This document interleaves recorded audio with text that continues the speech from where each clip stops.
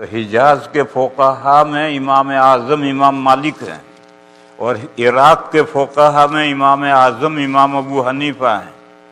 یہ دو بڑے امام ہیں، انہوں نے یہ طے کیا کہ نبی پاک صلی اللہ علیہ وسلم کی نماز میں رفع یدین پہلے تھا، بعد میں رفع یدین نماز میں نہیں رہا، لہذا پہلا حکم منسوخ، اور جو دوسرا حکم ہے اس پر عمل کریں گے۔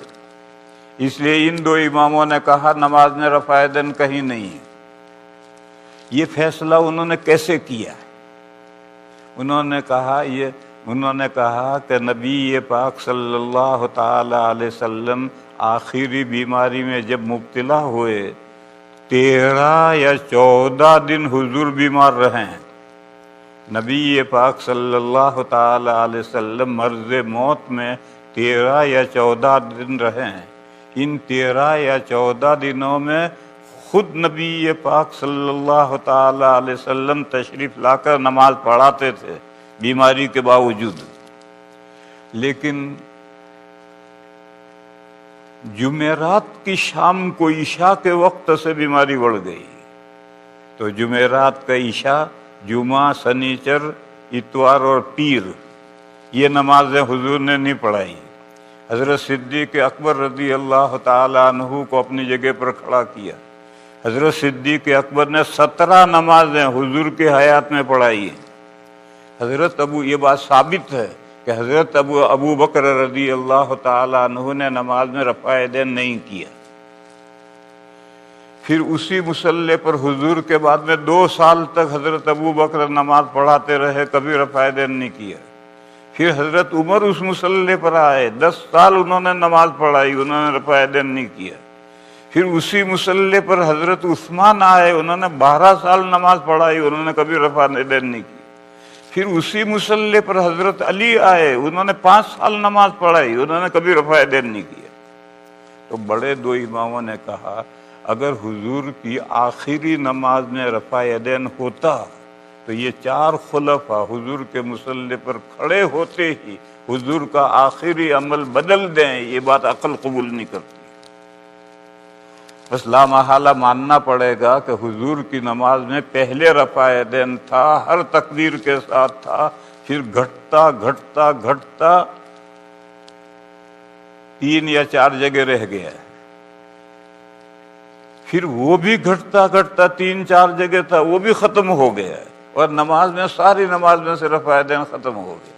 اور یہ 4 خلفاء کا جو عمل ہے، یہ 4 خلفاء کا عمل دلیل ہے کہ حضور کی آخری نماز میں رفع یدین نہیں تھا، پہلے تھا جو منسوخ ہو گیا۔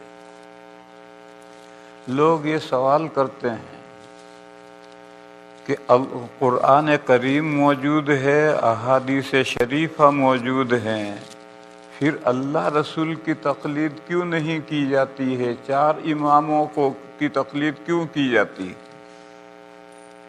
یہ لوگ ایک سوال کرتے ہیں کہ قرآن بعین ہی موجود ہے، احادیث شریفہ بھی موجود ہیں، تو قرآن و حدیث پر عمل کرو، اللہ رسول کی تقلید کرو۔ 4 اماموں کی تقلید کرنے کی ضرورت کیا ہے؟ یہ ایک سوال ہے، اس کا جواب دوں میں آج۔ جواب یہ ہے کہ قرآن و حدیث ہی پر تمام مسلمانوں کا عمل ہے، اور قرآن و حدیث میں جو مسائل ہیں اوپن، وہ 80% ہے، اس میں کسی کی تقلید نہیں ہے۔ 20% وہ مسائل ہیں جن میں تقلید کے سوا چارہ ہی نہیں ہے۔ وہ 20% میں مسائل بتاؤں گا، آپ خود سوچیں کہ اس میں تقلید کے علاوہ کیا چاہ رہا ہے۔ وہ جو 20% فقہ کے مسائل ہیں، وہ 3 قسم کے مسائل ہیں، وہ 20 نہیں ہیں، وہ 3 قسم کے مسائل ہیں۔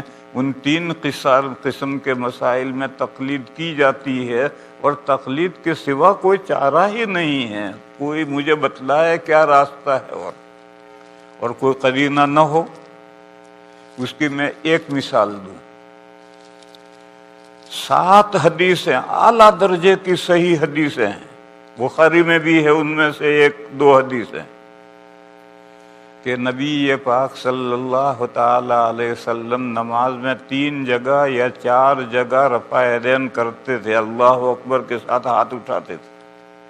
ایسی 7 حدیثیں ہیں، اعلیٰ درجے کی صحیح ہیں، ان میں سے 2 حدیثیں بخاری شریف میں بھی ہیں، اور 5 حدیثیں ایسی ہیں جو طول میں ان کے برابر نہیں ہیں، مگر وہ قابل استدلال ہیں، ان سے استدلال کیا جا سکتا ہے۔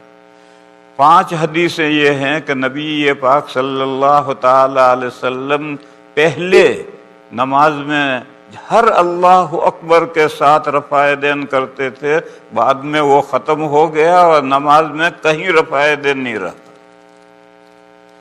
اور تکبیر تحریمہ میں جو ہے وہ بارڈر پر ہے، بلکہ بارڈر سے بھی آؤٹ ہے۔ جب ہم نماز شروع کرتے ہیں تو یوں شروع کرتے ہیں، دیکھو رفع یدین کر رہے، ابھی نماز شروع نہیں ہوئی، اللہ اکبر، ہاتھ باندھ لی، اب نماز شروع ہوئی، تو یہ رفع تو باہر ہے، نماز میں کہیں رفع نہیں رہا۔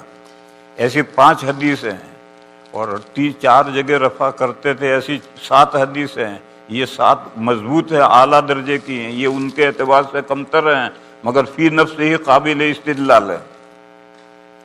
اب میرے بھائیو سوچو، نبی پاک صلی اللہ علیہ وسلم کی نماز میں یہ دونوں عمل ایک ساتھ نہیں ہو سکتے کہ رفع یدین کرتے بھی تھے اور نہیں بھی کرتے تھے، دونوں عمل ایک ساتھ کیسے ہوں گے؟ لا محالہ یہ ماننا پڑے گا کہ ایک عمل پہلے کا ہے اور ایک عمل بعد کا ہے، اور کون سا عمل پہلے کا ہے کون سا بعد کا ہے کوئی قرینہ موجود نہیں ہے، اور یہ طے کرنا ضروری ہے۔